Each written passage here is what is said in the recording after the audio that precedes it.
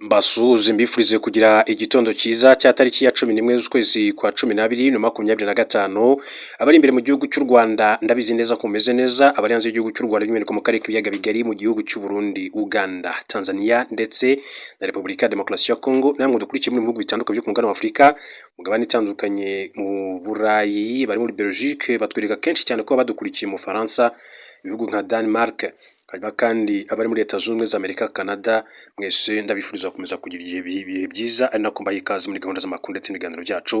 Inkuru yitwa cyane kuri Bamporiki Edouard, uyu nguyu aherutse guhabwa imbabazi n'umukuru w'igihugu cy'u Rwanda ariko kandi akaba yarabaye muri Minisiteri y'Umuco ndetse n'Urubyiruko. Bamporiki Edouard nyuma yaho ahawe imbabazi yasabwe nyine ko agomba kugenda yubahiriza ibigomba ibyo yasabwaga umuntu wahaye imbabazi n'umukuru w'igihugu cy'u Rwanda. Uyu munsi wa none rero amakuru yihutirwa cyane kuri Bamporiki Edouard yahoze ari umunyamabanga wa leta cyangwa state minister muri Minisiteri y'Urubyiruko n'Umuco, yabaye perezida w'itorero ry'igihugu, yabaye mu nteko ishinga amategeko y'u Rwanda nk'umudepite mu nteko ishinga amategeko birumvikana. Bamporiki Edouard rero yaramaze iminsi agaragara mu bikorwa bitandukanye atari ibikorwa bya leta ahubwo bikorwa yajyaga ahuriramo na bamwe mu bo bahoze bari kumwe mu nzego nkuru z'igihugu cy'u Rwanda cyangwa se mu buyobozi bukuru bw'igihugu cy'u Rwanda nko mu muhango wo gushyingura witwa Ingabire Marie Immaculée, umuyobozi wa Transparency International Rwanda uyu yari arimo. Hanyuma rero umwanya ukomeye cyane kuri Bamporiki Edouard wahoze ari umunyamabanga wa leta muri Minisiteri y'Urubyiruko n'Umuco. Mbere gato yuko twinjira neza nyirizina cyangwa se twitsa kuri inkuru ya Bamporiki Edouard, turagenda turebera hamwe n'andi makuru atandukanye akomeje kugenda avugwa ku munsi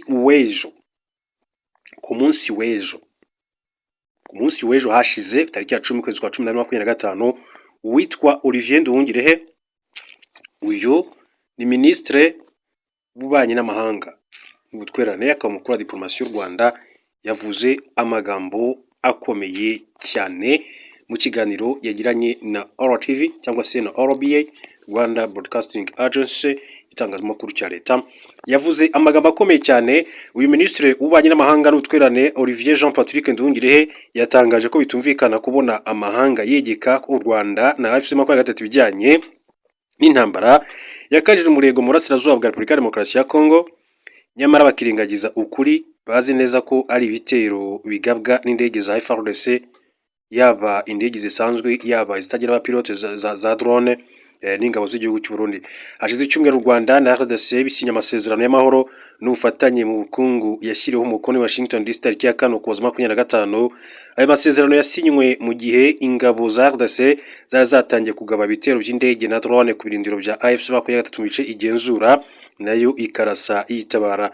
Ministre Nduhungirehe yabwiye RBA ko amasezerano y'amahoro yasinywe ku itariki 27 Kamena 2025 n'amatangazo yose yagiye asohoka yasabaga impande zihonganye kubahiriza agahenge. Atariko nta munsi usiba kuva ayo masezerano yashyirwaho umukono w'u Rwanda tutabwiye amahanga birimo kubera mu burasirazuba bwa Kongo, ni ukuvuga ibitero bya guverinoma ya Kongo yifashisha indege zayo cyangwa se drone mu kurasa ibirindiro bya AFC23 biri ahantu hatandukanye binyuranyije n'ako gahenge kashyizweho, ndetse no kurasa abanyamurenge, insisiro z'abanyamurenge, kandi bigakorwa no mu gihe hari imvugo z'urwango zikomeza kugenda zibibwa cyangwa se zizamuka mu burasirazuba bwa Kongo. Ingabo z'Abarundi zirenga 20,000 mu burasirazuba bwa RDC. Nduhungirehe Jean Pierre yavuze ko ibyirengagijwe muri iki kibazo harimo n'ingabo z'u Burundi zinjiye muri intambara zigiye gufasha ubutegetsi bwa Perezida Felix Tshisekedi kurwanya umutwe wa FC23, zikora ibikorwa bitandukanye birimo no kwicuruza abanyamurenge. Ati ikibazo cy'abasirikare b'Abarundi ubu bageze ku 20 bari hariya muri Kivu y'Amajyepfo, ati batangatanze imidugudu y'abanyamurenge bakabuza kujya ku masoko kugira ngo babicishe inzara. Ibyo bintu birimo kuba, ngira ngo hashize amezi agera kuri 4 cyangwa 5 tubwira abagenzi bacu mu bihugu bindi, kandi bose barabyemera uko ariko bimeze. Yashimangiye ko amahanga yemera ko ari RDC yarenze ku gahenge kemeranyijweho mu bihe bishize. Ati ni ukuvuga ko bemera ko guverinoma ya Kongo itubahiriza ku gahenge iyo wasinyiye amasezerano y'amahoro, ariko ugakoresha indege zawe mu kujya kurasa ibirindiro by'uwo mu Rwanaga ndetse ugakoresha n'abacanshuro bandi wazanye mu gihugu ni ibintu bitumvikana. Minisitiri Nduhungirehe yasobanuye ko aya mahanga yahagurutse ari nayo u Rwanda rwagiye rumenyesha igihe cyose ko Repubulika ya Demokarasi ya Kongo yarenze ku gahenge ariko agaterera hagati mu ryinyo. Ati nta kuntu dushobora kumva amahanga ubu arimo avuga ngo u Rwanda M23 kandi ayo mahanga twabwiye uko kwica agahenge kwa guverinoma ya Kongo ataragize icyo akora. Nta tangazo na rimwe ushobora kunyereka ry'akanama k'umuryango w'abibumbye gashinzwe umutekano y'umuryango w'ubumwe bw'Uburayi ryamagana Perezida Felix Tshisekedi cyangwa se guverinoma ya Kongo mu kwica agahenge. Yongeyeho ko agahenge niyo abarwana bemeranyije guhagarika intambara ntihagire urasa undi, ntabwo agahenge kareba uruhande rumwe. None se iyo guverinoma ya Kongo itubahiriza agahenge igahora irasa ibirindiro by'uyu mutwe wa FC23 gasubiza, murumva uwisha agahenge ari inde? Naho rero ibintu byose ati kubigereka ku Rwanda, kugereka kuri FC23 kandi twaragaragarije amahanga nayo abyemera ko agahenge kicwa na guverinoma ya Kongo, ibintu bitumvikana. Nduhungirehe yasobanuye ko hari urwego rwashyiriweho guhuriho n'ibihugu by'u Rwanda, RDC na Amerika ku itariki ya 7 Ugushyingo 2025, yiyemeje ko u Rwanda RDC ihagarika ibisasu byose hanyuma u Rwanda rugakuraho ingamba z'ubwirinzi. Ati ivyo byari bwumvikanyweho ariko nyuma yaho guverinoma ya Kongo ntabwo yigeze ibyubahiriza, yakomeje kurasisha za ndege zayo na drone zayo ku buryo umuntu yibaza niba nubwo Perezida Felix Tshisekedi yagiye i Washington gusinya amahoro, umuntu yibaza niba mu mutima yemera ayo mahoro, kuko bigaragara ko icyo ashaka ari igisubizo cy'intambara. U Rwanda ntiruzongera gusaba M23 kurekura ibice.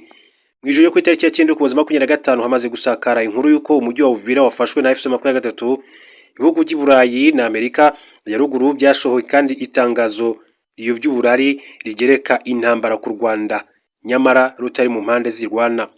Nduhungirehe yavuze ko igitangaje muri iryo tangazo nta na hamwe ushobora gusoma bavuga ibyo bitero by'indege bya guverinoma ya Kongo, kandi nabo ubwabo banabyemera n'abambasaderi babo bagiye bavuga bazabwira Bujumbura na Kinshasa ibyo bibazo.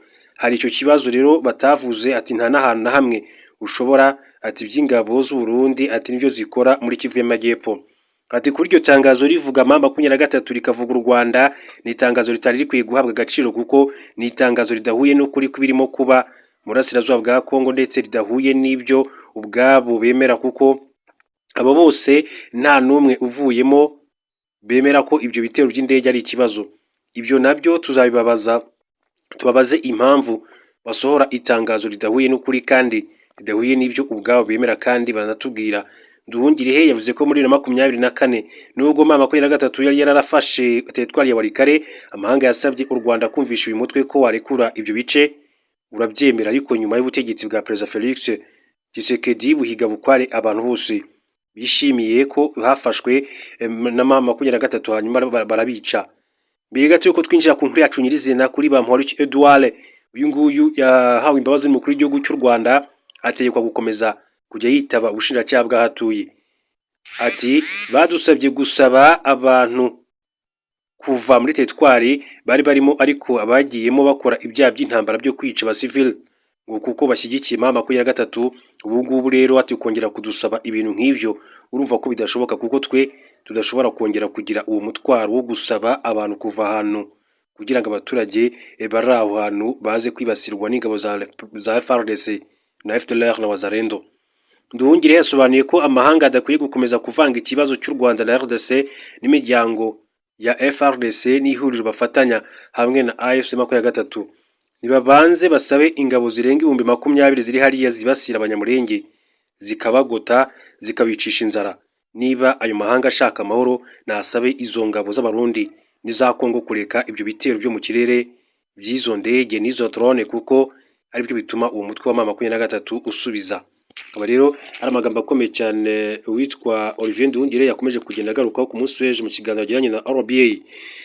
Ikiganiro gikomeye cyane rero ibyo kuri mu gihe umwuka mubi ukomeza kugenda uba mwinshi cyane mu burasirazuba bwa Repubulika ya Demokarasi ya Kongo, hasinywe amasezerano agamije kurangiza ikibazo cy'intambara mu burasirazuba bwa Kongo, ariko abakurikiranira politike mu by'ukuri baribaza ndetse kandi bumiwe, baravuga bati ese mu by'ukuri amasezerano yasinywe yari amasezerano yo guhagarika imirwano cyangwa se yo kurangiza intambara, cyangwa ahubwo yari amasezerano yo kwandika yo gutangira intambara nk'uko abantu bakomeza kugenda babyibazaho muri rusange mu burasirazuba bw'iki igihugu. Hanyuma babwira ko tugiye guhita twinjira neza nyirizina ku nkuru ya Edouard Bamporiki. Ngira ngo Bamporiki muramuzi cyane, uyu ni umugabo wabaye muri politiki y'igihugu cy'u Rwanda igihe kitari gito, nubwo yaje kugera akaza gutabwa muri yombi agafungwa akurikiranyweho ibyaha, ariko ni umwe mu bagabo bakomeye cyane bagarutswe muri politiki y'igihugu cy'u Rwanda. Hanyuma mbere y'uko atabwa muri yombi ndetse n'urubanza rwe rwose rukaba, ikaza kurangira afunzwe ahawe igihano, nyuma akaza guhabwa n'imbabazi n'umukuru w'igihugu cy'u Rwanda. Reka turebere hamwe ibyari byaranze urubanza rwa Bamporiki kugeza yinjiye Mageragere. Ati burya koko iminsi irasa ariko ntihwana. Ku itariki 23 Mutarama 2022 Bamporiki Edouard yari kuri televiziyo y'u Rwanda yigisha ubutwari nk'ibikorwa umuntu akora bitari mu nyungu ze, atari kuvuga ngo ibi ni ibyanjye n'abanjye. Nyuma y'umwaka umwe wuzuye neza, ku itariki 23 Mutarama 2023 Bamporiki yinjijwe muri gereza Mageragere nyuma yo guhamwa n'ibyaha byo kwihesha ikintu cy'undi hakoreshejwe uburiganya no gukoresha ububasha ahabwa n'itegeko mu nyungu ze bwite. Bamporiki wari umunyamabanga wa leta muri Minisiteri y'Urubyiruko n'Umuco, yakatiwe n'urukiko rukuru igifungo cy'imyaka 5 n'ihazabu ya miliyoni 30 z'amafaranga y'u Rwanda. Icyemezo cy'urukiko rwisumbuye rwa Nyarugenge yari yarajuririye cyanajuririwe n'ubushinjacyaha cyari cyamuhamije biriya byaha, kimuhanisha gufungwa imyaka 4 n'ihazabu ya miliyoni 30 z'amafaranga y'u Rwanda.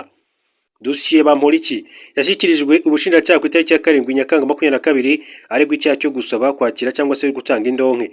Amafaranga agera kuri miliyoni 10 z'amafaranga y'u Rwanda yahawe n'umushoramari Gatera Norbert ufite uruganda rwitwa Norbert Business Group n'ubusitani buzwi nka Romantic Garden buherereye ku Gisozi mu mujyi wa Kigali, kugira ngo rero amubuze n'ubuyobozi bw'umujyi wa Kigali ibikorwa bye bidafungwa, bitewe n'uko ibikorwa yari kumufashamo bitari bihuye n'inshingano ze. Byongeye mu iperereza kandi bikagaragara ko Bamporiki ari wo mutanze w'amakuru ku buyobozi, yarangiza akamwizeza kumufasha ibyaha byahinduye isura. Yatangiye gukurikiranwaho kwihesha ikintu cy'undi hakoreshejwe uburiganya ndetse no gukoresha mu nyungu ze bwite ububasha ahabwa n'itegeko. Ubwo Bamporiki yatangiraga gukurikiranwa, urwego rw'ubugenzacyaha RIB rwavuze ko ataza gushyirwa muri gereza, ahubwo iperereza ku byaha akurikiranyweho rikomeje mu gihe afungiwe iwe mu rugo. Hanyuma icyo gihe RIB yagize ati Bamporiki Edouard wari umunyamabanga wa leta muri Minisiteri y'Urubyiruko n'Umuco akurikiranyweho icyaha cya ruswa n'ibyaha bifitanye isano nayo, iperereza ku byaha akurikiranyweho rikaba rikomeje mu gihe afungiwe iwe mu rugo. Iki ni icyemezo cyavuzweho byinshi cyane, bamwe bibaza impamvu atafunzwe nk'uko byakomeje kugenda ku bandi benshi bashinjwa ibyaha bya ruswa. Icyakora biteganywa ko n'itegeko ryerekeye imiburanishirize y'imanza z'inshinjabyaha ryo ku itariki ya 19/19 aho ingingo 67 ivuga ko mu gihe cy'iperereza niyo haba hari impamvu zikomeye cyane zo gukeka ko umuntu yakoze icyaha cyangwa se ko yagerageje kugikora, umugenzacyaha cyangwa se umushinjacyaha bashobora kutamufunga, kutamutegeka ibyo agomba kubahiriza. Yemeye icyaha rugikubita perezida amusabira guhanwa. Nyuma yo guhagarikwa ku mirimo ye no gutangira gukorwaho iperereza, yatangiye kubona ko amazi atakiri yayandi. Yigira inama yo kwifashisha imbuga nkoranyambaga nka Twitter, asaba imbabazi umukuru w'igihugu cy'u Rwanda, inshuti n'abamukurikira kuri urwo rubuga ko yakoze icyaha cyo kwakira indonke. Yagize ati nyakubahwa umukuru w'u Rwanda Paul Kagame, narahemutse, umutima wanze kuma amahwemo, bavandimwe, inshuti zanjye, namwe abankurikira kuri urubuga. Nakoze icyaha cyo kwakira indonke, nkaba ntafite irindi jambo navuga usibye gusaba imbabazi, mwese ndatakambye.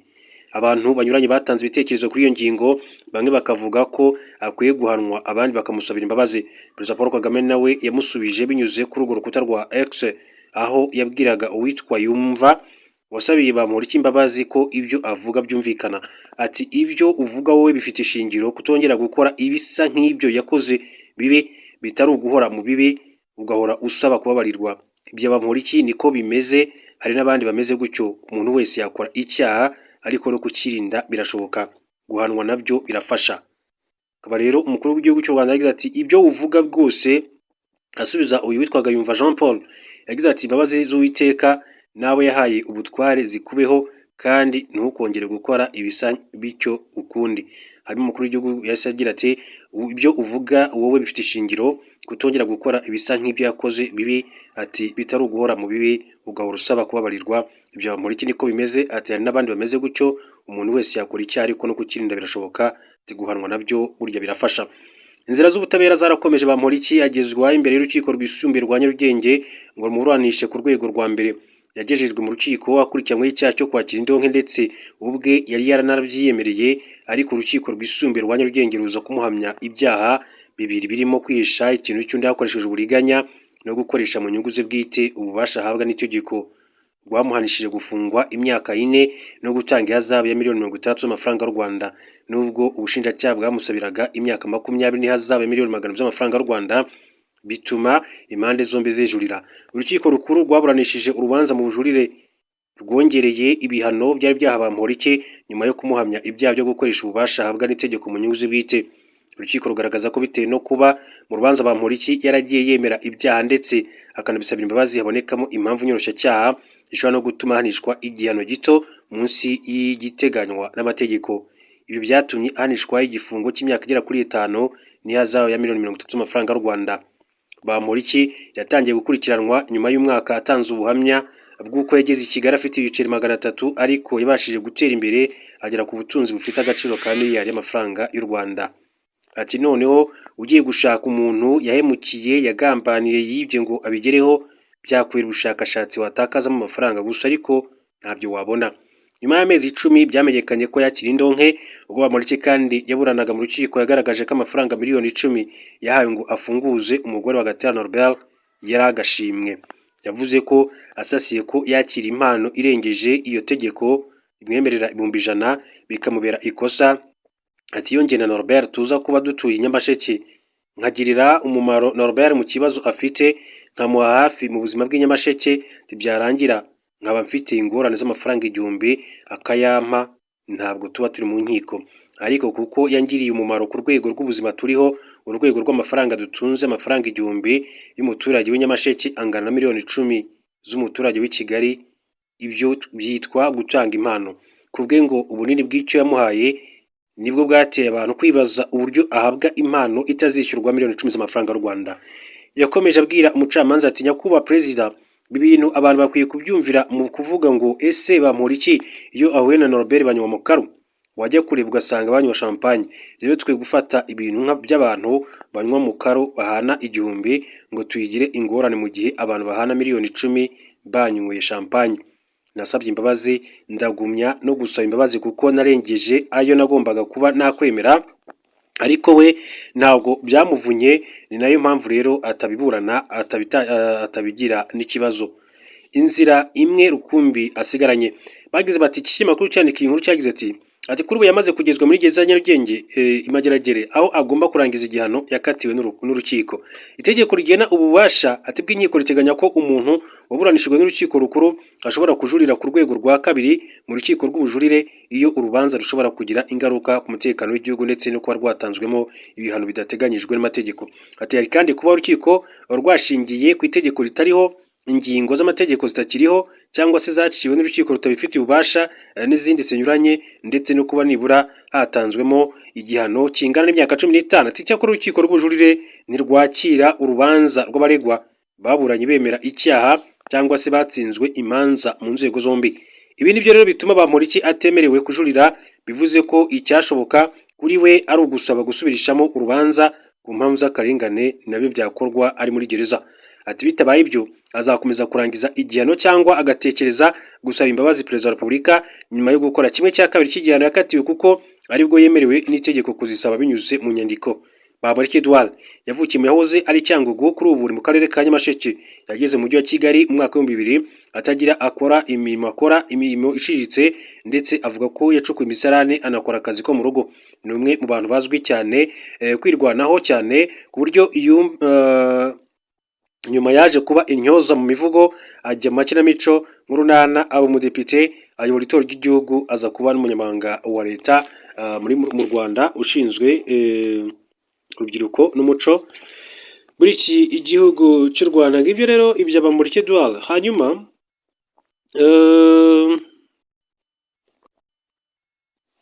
dusoreze amakuru yacu kuri iyi nkuru.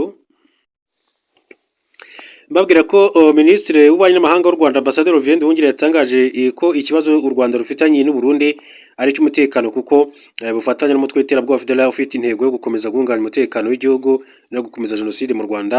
Ingabo z'u Burundi zimaze imyaka irenga 3 zifatanya n'iza FARDC mu rugamba rwo guhangana na FC23 mu ntambara ihanganyemo n'ubutegetsi bwa Tshisekedi. Raporo zitandukanye za Loni zigaragaza ko ingabo za leta zifatanya n'abarwanyi b'umutwe w'iterabwoba FDLR muri iyi ntambara. FDLR ni umutwe w'iterabwoba ugizwe n'abahoze muri Ex-FAL n'interahamwe zasize zikoze jenoside yakorewe abatutsi mu mwaka w'1994 mu Rwanda. Uyu mutwe wubakiye ku ngengabitekerezo ya jenoside ndetse wayikwirakwije mu burasirazuba bwa RDC mu myaka irenga 30 abawugize bahamaze.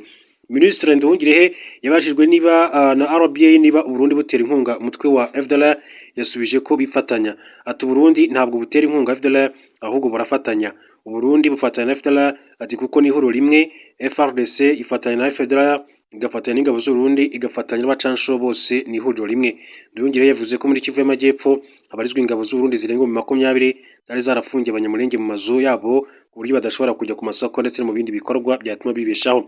Burasirazuba bwa RDC kandi hari abarwanyi babarirwa hagati y'ibihumbi 7,000 n'ibihumbi 10 barwanya ku ruhande rw'ingabo za FARDC bafatanyije n'u Burundi. Nduhungirehe ati ikibazo nyamukuru dufitanye ni ikibazo cy'umutekano. Ahubwo waba ufatanya na FDLR ngo ube udashaka guhungabanya umutekano w'u Rwanda kuko icyo FDLR yifuza ni uguhungabanya umutekano w'u Rwanda.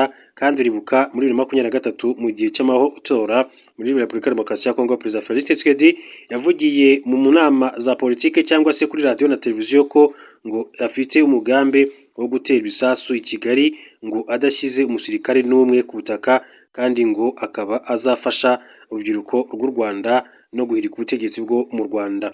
Aya magambo Felix Tshisekedi yayavuze ku manywa y'ihangu kandi ibikorwa yakoze nyuma yaho byari bigaragazaga kuko yahise abuza ingabo za FARDC FDLR n'ingabo z'u Burundi n'abacanshuro ngo bafatanye muri urwo rugamba ruganisha ku guteza umutekano muke mu Rwanda.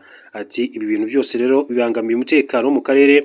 Kugira ngo rero icyo kibazo gikemuke nuko izo ngabo z'abarundi zava iburasirazuba bwa Kongo, nuko uwo mutwe wa FDLR warandurwa kandi n'ibyo bitero by'ingabo za Kongo bikarangira, hanyuma tukabona uko dushyira mu bikorwa ariya masezerano twashyizeho umukono. U Rwanda rugaragaza ko kugeza muri Werurwe 2025 umubano w'u Rwanda n'Uburundi werekezaga mu nzira nziza, ariko bikazambywa na uko Perezida Ndayishimiye yarengaga ku biganiro byabaye akajya mu bitangazamakuru mpuzamahanga kubeshyira u Rwanda ko rwenda gushoza intambara ku gihugu cye. U Rwanda na RDC byasinye amasezerano y'amahoro n'ubufatanye mu by'ubukungu tariki ya 4 Ukuboza 2025 Washington DC muri Leta Zunze Ubumwe za Amerika, ndetse na Perezida w'u Burundi yari muri icyo cyumba. Gusa uwo munsi ihuriro ry'ingabo za FARDC z'u Burundi, Wazalendo, FDLR n'abacanshuro bafatanyije bahise bagaba ibitero muri Kivu y'Amajyepfo hafi y'umupaka w'u Rwanda bituma abarenga 1000 bahungira mu Rwanda. Nduhungira ati twabibwiye abahuza, twabibwiye abantu bose tuganira ko icyo twifuza nuko amahoro yagaruka. Kugira ngo rero amahoro agaruke nuko ingabo z'u Burundi ziteza umutekano muke hariya muri Kivu y'Amajyepfo zavaho, ndetse n'ibyo bitero bya guverinoma ya Kongo nabyo ati bikarangira, kugira ngo rero turebe ko twashyira mu bikorwa amasezerano twasinye. Hanyuma ati amasezerano yasinywe arimo ingingo zivuga ko imirwano nimara guhagarara urwego rw'umutekano ruriho na RDC, u Rwanda na Amerika ruzagira uruhare mu gushyira mu bikorwa ingingo zijyanye n'umutekano harimo no kurandura umutwe wa FDLR. Hanyuma rero u Rwanda rukabona gukuraho ingamba z'ubwirinzi rwashyize ku mipaka yarwo nk'uko amakuru yakomeje kugenda bishimangira. Reka rero mbashimire cyane, mbifurije kukomeza kugira igitondo cyiza, turakomeza kubana natwe mu yandi makuru.